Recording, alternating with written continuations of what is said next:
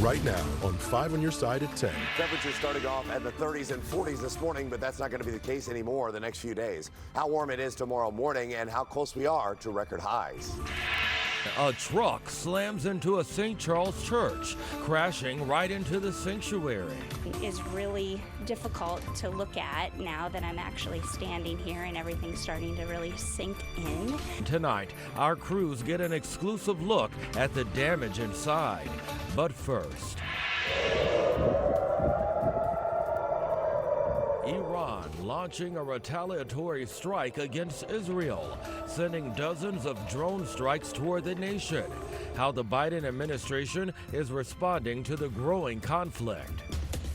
We want to thank you for joining us at 10. I'm Brent Solomon. For the first time ever, Iran launches a direct military attack on Israel.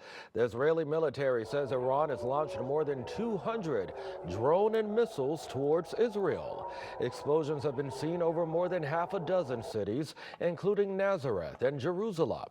Iran had been threatening an attack after an Israeli airstrike destroyed Iran's consulate in Syria, killing 12 people, including 2 generals. The two nations have been on a collision course throughout Israel's ongoing war against Hamas militants in the Gaza Strip. And tonight, the Israeli army says many of the incoming threats have been intercepted by Israel and U.S. forces. We are closely monitoring Iranian killer drones that are en route to Israel sent by Iran. This is a severe and dangerous escalation. Our defensive and offensive capabilities are at the highest level of readiness, ahead of this large-scale attack from Iran. In an effort to stop the drones, Israel has closed its airspace, canceled flights for 2 days, and disabled some GPS location services. The U.S. military has also moved to defend Israel from the Iran attack. I don't believe they're going to get into Israeli airspace. They will be shot down long before they get to Israeli airspace. What I'm very concerned about is what will complement these drones. But they could potentially attack not only multiple targets, but from multiple directions with multiple types of systems. President Biden cut short a vacation weekend in Delaware, returning to the White House, where he and his national security team are now monitoring this situation. 5 on your side will continue to follow the latest developments in the Middle East. You can find updates on air, KSDK.com, and on the 5+ app. Let's get you now to a story we've been following all day long. A truck crashes into a church right here in St. Charles, prompting changes for tomorrow's services. 5 on your side's Annie Crawl, the only reporter to see the damage, moments after first responders arrived. We were the first news crew on scene just about 30 minutes after the crash happened. As you can see over my shoulder, construction crews now working on filling up the giant hole left behind by seemingly a large pickup truck that was yellow, and police and fire crews trying to work on making sure that building doesn't collapse and not pose a threat to the community. I spoke with Captain Kelly Hunsel with the St. Charles Fire Department as they made sure the building was safe to enter and eventually patch up with wood. For the owner, she told me that the only injury was the driver, who was taken to a local hospital for his injuries. As the investigation continues, though, St. Charles Fire says it looks like the driver was trying to avoid a different potential collision, but then unfortunately ran into the side of the Emerson Unitarian Universalist Chapel. Instead, neighbors in the area were shocked at the scene, and fire crews were just grateful it wasn't worse. Most people think, accidents only happen when there's inclement weather, icy, rainy, things like that. But we have incidents like this every day of the year. It doesn't matter how nice or bad the weather is. They came through the parking lot and right into our sanctuary, right over all of our chairs, and crashed into the computer even. I kind of didn't compute right away, like how devastating this really was. The first thing that went through my mind was, well, thank goodness no one it was here at the chapel. The Emerson Unitarian Universalist Church had an open mic on Friday night with about 15 people, and they tell me they can have anywhere between 20, 30, even 40 people at service on a Sunday morning. They are expecting to have a Zoom online spiritual meeting at 10 in the morning on Sunday. Reporting in St. Charles, Annie Crawl, 5 on your side. Tonight, a deadly crash is under investigation in O'Fallon, Missouri. It happened around 2 at the intersection of Main Street and Ashford Place. Roads were shut down for several hours there. At least one person is dead. We don't know how many cars were involved, and police have not yet identified that victim. We will update you as we learn more. Right now, St. Louis police are investigating a shooting that left a man dead inside of his car. It happened at the intersection of Page and Sarah around 2 this afternoon. Police say the victim was in his car when someone shot him multiple times. He died at the hospital. Right now, the victim has not been identified. Police have not released any info on a suspect. Well, a Central West End cookie shop is facing possible eviction. According to the St. Louis Business Journal, Hot Box Cookies is being sued by the landlords of its Euclid Avenue location. Living Euclid LLC is a New Jersey-based real estate company that owns the property. It says the late-night cookie shop is overdue on rent and owes nearly $44,000, according to court documents. Hotbox says it signed a 10-year lease for that space back in 2020 for a little less than $4,000 a month. This is, the first day of the build day, but it's been a process. It's been going on since about 2022. This morning, more than 100 volunteers gathering at Carondelet Park, clearing out a spot for a growing sport. Mountain biking grew in popularity in Missouri during the pandemic, and today, volunteers broke ground on St. Louis's first mountain bike trail. We caught up with the cyclists behind this trailblazing effort.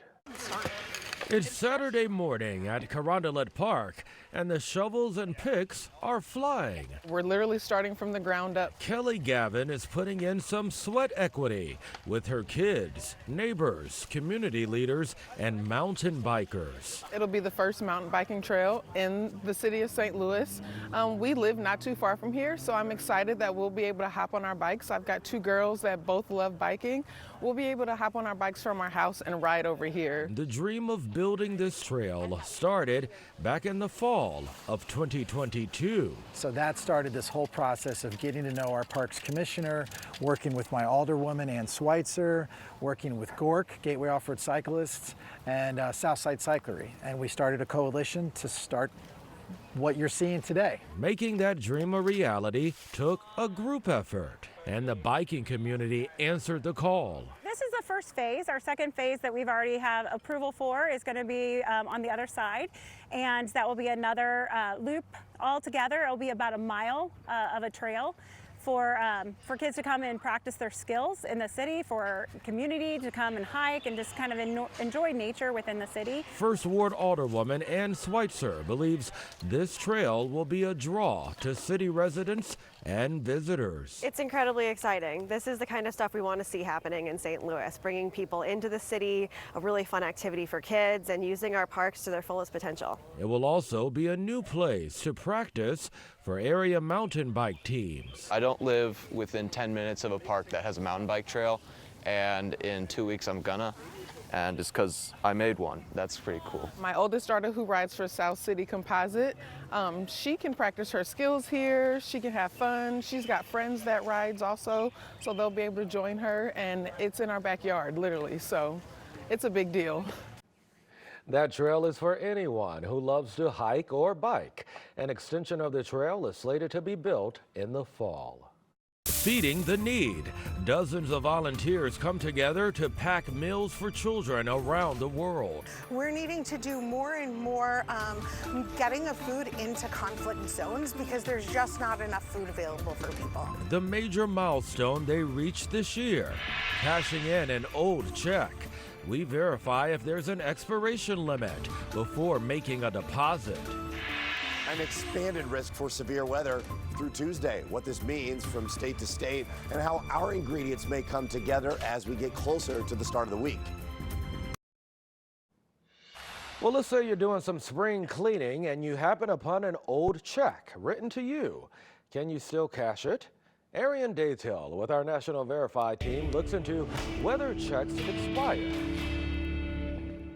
A Verify reader recently emailed our team asking if a personal check she found from 2001 was still good to cash. So let's verify. Do personal checks expire? These are our sources. According to Capital One and Chase Bank, banks are legally obligated to honor a personal check for up to 6 months after the date on the check under the Uniform Commercial Code, which governs U.S. commercial transactions. While some businesses have void after 90 days pre-printed on their checks, Huntington National Bank says that language is meant to encourage people to deposit or cash a check sooner than later. Capital One says personal checks with an issue date older than 6 months are known as stale checks, and financial institutions aren't legally required to cash them. So we can verify, yes, personal checks do expire.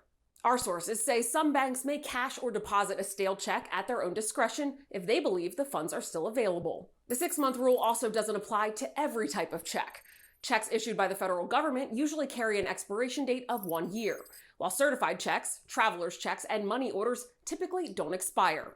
If you have an expired or stale check, all of our sources recommend contacting the person, business, or government agency who issued the check to request a new one. With your Verify, I'm Ariante Till. As always, we welcome your Verify ideas. Email verify@ksdk.com. Temperatures today in the mid-80s, especially on the Missouri side. Why that warmer air mass continues to settle in and why it may feed the severe storms later on this week. Well, St. Louis is stepping up to the challenge of fighting world hunger. Since Wednesday, volunteers have filled the Greensfelder Recreation Complex at Queenie Park. They're packing thousands of meals for the nonprofit Feed My Starving Children. The organization says food insecurity is a problem that has really plagued the world for years now. But there are multiple things that have made it even more exasperated recently. Everything that happened over the years during the pandemic created large amounts of food shortages, and the amount of conflict that we're seeing in the world today, we're needing to do more and more getting of food into conflict zones because there's just not enough food available for people. This week, the organization hit a major milestone, packing their 10 millionth meal over the course of their 18-year history. Well, the St. Louis County Library is helping families of people with autism. Today, the Florissant branch held a community autism expo. It included many local groups that provide help and resources for people with autism. The event's organizer says after his late-in-life autism diagnosis, he wanted to do something to help others going through what he did. I had lots of struggles that were unfortunate and unnecessary, and I wanted to do something to better the community. I didn't want anyone to have to struggle, especially a young person following in my footsteps. So it is literally bringing the most relevant resources to the public. The St. Louis County Library has resources on its website and even offers sensory bags for kids at every branch. Also today, the Missouri Miss Amazing Show. Dozens of girls and young women with disabilities showcasing their personalities and skills at Ladue Horton Watkins High. The Miss Amazing organization provides opportunities for young girls like these to build up confidence and self-esteem. Event organizers say today's pageant gives them the chance to change the status quo. These girls and women don't really get opportunities to showcase their talent, especially in front of a large audience. And so this is just one way that we can show that we're here for them and we support them and we're so proud of them. And so my favorite part is just honestly just watching the smiles on their faces when they finish something on stage and just hear the audience just go absolutely wild for them. Each participant was crowned as a Missouri princess. 2 of them will represent the state in the National Miss Amazing National Summit come July. All right, time now for your weather first forecast. And I'll tell you what, tulips, dogwoods, and bluebells, they're just some of the nearly dozen varieties of flowers blooming over at the Missouri Botanical Garden this weekend. It must have been all that warm springtime weather we've been seeing. I mean, I had to check the calendar, I know, Gary. I know, you mentioned something about the pool earlier, and we're not far off it the next couple of days, at least when it comes to the afternoon feeling. This morning was on the cool side, but as we look ahead to being outside tomorrow in downtown, out and about, this is going to be lit up. That's where, as Corey will talk to you about, a quiet night tonight, not so much tomorrow in many spots. But as we look at a different version of Market Street, 72 right now, south-southeast breeze. Things have calmed down significantly. We got to 82 degrees. Our normal high is 67. So that's why it feels a lot different. But we're at 44 this morning. That's kind of where we should be, but it was 82 today. That was the 11th warmest April 13th on record. So not a record, but it's up there. And it was 81 this time last year. So it's been a warm date for us in recent memory. Overnight, though, you will not probably be able to open up your windows. It won't be quite as cool just because it's a little bit warmer. We're transitioning to that warmer air mass. So what's in store for us? When are we going to change? As we look in California right now, we've talked about this system that is providing snow in the mountains and the Sierras, and actually it doesn't rain there all that much this time of the year. This is kind of an anomaly, but as it continues to work its way toward us, we're focusing on a severe weather threat in the middle portion of the week. By Monday, it's from Wichita to Oklahoma City. That's the current bullseye, but as we expand this for Tuesday, it's a different color. Well, why is that? Well, the Storm Prediction Center on days 4 through 7 will look ahead to see if there is a wide aspect of things. And, they've actually already increased us to a 15% chance. And that's somewhat of a slight risk that we're kind of more used to seeing. So how does this line up and what we're going to expect? Well, let's follow this storm and its energy that it brings as it works its way into the Plain States. And we pause it by Tuesday morning. You'll see where it is in central Kansas, those areas in Oklahoma that I just mentioned. But what does that mean for us? What are the ingredients that this works out for? Because we're going to get a lot of wind with this system, but as we go throughout the next few hours, are we going to see clouds and rain early on Tuesday? And we often talk about how that kind of keeps us stable, but if we have more sunshine, I think we're going to see a pretty well-defined line of storms at some point on Tuesday. How they impact us still remains to be seen, but a few strong to severe storms are to be expected on Tuesday, with wind gusts over 55 miles an hour, hail and tornado risk not out of the question, but those things will really iron themselves out as we get closer to Tuesday. Otherwise, 80s, middle 80s, near record highs tomorrow and Monday. And then we'll focus on that severe weather risk on Tuesday. And then by the end of next week, it's a little cooler, a few showers. And it feels, we get another break from the AC for a couple more days. Yeah, let's enjoy this nice weekend while we can. Yeah, I like to mix it in a little bit, but we don't need to get to the 90s too quickly. Yeah, you're right about that one. All right, Corey's standing by now. You've got a lot going on in sports. Well, it's actually an oddly quiet sports Saturday here in St. Louis. The Cardinals were the only local team in action. We've still got plenty to talk about. A busy day at the Masters and a special moment for a local athlete are on deck next in sports. This 5 on Your Side Sports Report is sponsored by Telly Tire and Auto Centers, driving your way since 1942. If the Diamondbacks proved anything last season, it's that in baseball, if you get into the playoffs, any team could go on a run. We have a long way to go before we see if the Cardinals can be that team in 2024. But one thing is for certain, wins in April count the same as wins in September. Kyle Gibson on the hill tonight trying to bounce back from his last outing. D-backs got on the board first, thanks to a little sac fly action here in the first inning. Cardinals would tie it up in the 5th. Mason Wynn is going to drive in Jordan Walker, who hit a nice triple ahead of him, 1-1 out in the desert. Wynn would steal second base thanks to this nice swim move. Oh, man, there's some athleticism, folks. Bottom 6, Arizona gets back on top. Lourdes Gurriel Jr. lasers a 3-run shot out to left. Snakes go up 4-1. Cards get one back in the 8th. Lars Nootbaar RBI single. But that's as close as they would get. Cardinals out-hit the Diamondbacks 11-6, but lose 4-2. I am incredibly jealous of the folks out there who likely had an ideal golf day today. Early tee time and perfect weather here in St. Louis, followed by a seat at the bar or on the couch for hours of uninterrupted Masters coverage. And the pros gave us plenty to talk about at Augusta. I could watch beauty shots of Augusta National set to that iconic piano theme on an endless loop. This guy made his charge today. Colin Morikawa wants his 3rd major win. He went 3 under today. He's 6 under altogether. He'll be in that final pair on Sunday. Here's a shot of the day. Bryson DeChambeau was fighting through it, but got this to go for a birdie on 18. He's 4 shots back. The #1 player in the world is the leader, though. Scotty Scheffler is unstoppable. Here's an eagle at 13. He leads at 7 under. Now here's the wrinkle, though. Scheffler's wife could go into labor at any minute, and he has said that he will withdraw if that happens to be there for the birth of his child. I definitely have a way to get home pretty quickly. And yeah, we have somebody here that has access to their cell phone. If that's all right. You think she'll call? She better call. This 5 on Your Side St. Louis City SC coverage is sponsored by Together Credit Union. City SC hosts Austin tomorrow, and it looks like they could get a big piece back on the pitch. Midfielder Edward Leuven practiced with the club this week and could see his first action since he scored against this same Austin team on March 9th. Here's what the head coach had to say about Leuven's availability.